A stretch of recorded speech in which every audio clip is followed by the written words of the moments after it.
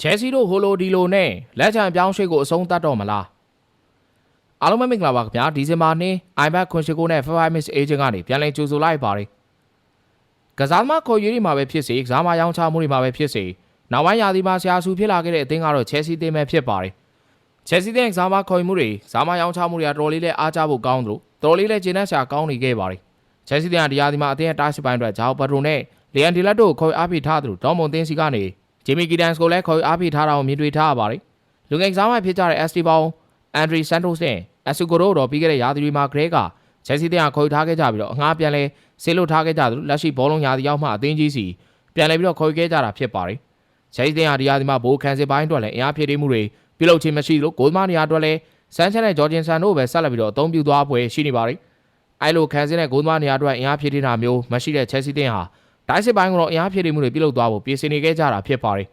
ဂါနာချိုဇာဗီဆိုင်မွန်တို့လူငယ်တိုင်းစစ်ကစားမတွေနဲ့ချဲစီတင်ဟာသတင်းတွေတောက်လျှောက်ဆိုသူထွက်ပေါ်နေကြတာဖြစ်ပြီးကစားမနှစ်ယောက်စလုံးတွေကလည်းပုံကိုယ်ဆိုင်သဘောတူညီမှုတွေရယူထားခဲ့ကြပြီးဖြစ်ပါတယ်ဒါပေမဲ့ခုချိန်ထိတော့ချဲစီတင်ဟာစူပါကစားမနှစ်ယောက်ကိုခေါ်နိုင်ခြင်းမရှိသေးပဲကစားမနှစ်ယောက်စလုံးရဲ့တက်ဆိုင်ရာကလပ်တင်းတွေနဲ့တော့သဘောတူညီမှုရရှိနိုင်ခြင်းမရှိသေးတာကိုလည်းမြင်တွေ့ထားရပါတယ်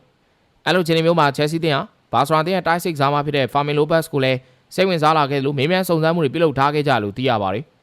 ဒါပေမဲ့ချဲစီဟာဖာမင်လိုဘတ်စ်ရဲ့ပြောင်းရွှေ့အတွက်ဘာစရာဘက်ကိုဆက်သွယ်မှုတော့မလုပ်ရသေးပါဘူးကွင်းလယ်တိုင်းစစ်ကစားမဖြစ်တဲ့လိုဘတ်စ်ဟာအသက်22နှစ်ပဲရှိသေးပြီးအရေးသွေးမြင့်လူငယ်ကျယ်ဝင့်စားမလေးတယောက်ဖြစ်နေသတ်မှတ်ခြင်းခံထားရတဲ့သူပါ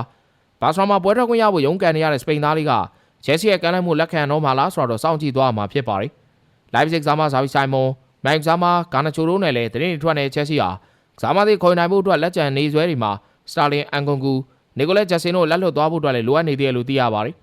ဒင်းတွေရတော့ချဲစီတင်ဟာမိုင်တင်းရဲ့တိုင်းစစ်ကစားမဖြစ်သူဂါနာချိုကိုဒေတာဘောက်ခေါ်ယူသွားဖို့ရှိနေခဲ့မယ်လက်ရှိချိန်ထိတော့မိုင်တင်းနဲ့ပြောင်းရွှေ့ခြင်းနဲ့ပတ်သက်တဲ့ဆွေးနွေးမှုတွေကိုခုချိန်ထိသဘောတူညီမှုရအောင်လုပ်နိုင်ခြင်းမရှိသေးပါဘူး။မိုင်တင်းကဂါနာချိုတို့ပေါင်တန်း90ဝန်းကျင်လိုရှိနေကြတာဖြစ်ပြီးချဲစီတင်ကတော့ပေါင်35တန်းလောက်သာတုံးဆွဲခြင်းနေပါတယ်။ဒါပေမဲ့ချဲစီတင်ကပေါင်တန်း40တိတိုးမြင့်ပေးသွားဖို့ဆန္ဒရှိနေကြတဲ့အတွက်အဆိုပါပြောင်းရွှေ့48နာရီအတွင်းမှာမြင်တွေ့သွားဖို့တော့ရှိနေရဖြစ်ပါတယ်။ဒါပေမဲ့ဇာဗီဆိုင်မွန်နဲ့ဖာမင်လိုဘတ်စ်တို့က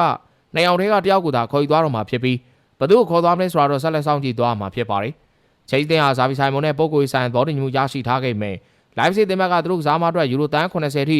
တောင်းဆိုနေကြတာဖြစ်တာကြောင့်ချဲစီတင်တဲ့သဘောတူညီမှုတွေရယူနိုင်ခဲ့ခြင်းမရှိသေးတာဖြစ်ပါတယ်။ဖာမင်လိုဘတ်စ်နဲ့အပြောင်းရွှေ့ကတော့ဇာမာကိုရိုင်းကခေါင်းညှိနိုင်မှုမရှိသေးသလိုဘာဆုံးဖြတ်ချက်တွေမှလည်းချရသေးခြင်းမရှိသေးပါဘူး။ဖာမင်လိုဘတ်စ်နဲ့ထွက်ပေါ်လာတဲ့သတင်းတွေကချဲစီတင်ရဲ့လှည့်ကွက်တစ်ခုလားအမေရိကန်စိတ်ဝင်စားခဲ့တဲ့အတွက်ကြောင့်လားဆိုတာကတော့ကာကန်ရှင်တွေကိုယ်တိုင်ပဲသိပါလိမ့်မယ်။နောက်ခုရှိတာဇာဗီဆိုင်မွန်အတွက်လိုင်ပဇစ်တင်ကယူရိုတန်း80လိုရှိနေခဲ့တယ်လို့မျိုးဘာစရာတင်ကလည်းသူတို့ရဲ့ကစားမအတွက်ယူရိုတန်း80အောက်နဲ့ကမ်းလှမ်းပဲဆိုရင်စင်းအောင်စဉ်းစားသွားမှာမဟုတ်ဘူးဆိုတဲ့အတန်တွေလည်းကြားနေရတာဖြစ်တဲ့အတွက်ချဲစီတင်ရဲ့ကစားမခေါ်ယူဟိုလိုဒီလိုနဲ့လက်ကျန်ပြောင်းရွှေ့ကိုဆုံးသတ်သွားတော့မလားဆိုတာစောင့်ကြည့်သွားတော့မှာဖြစ်ပါတယ်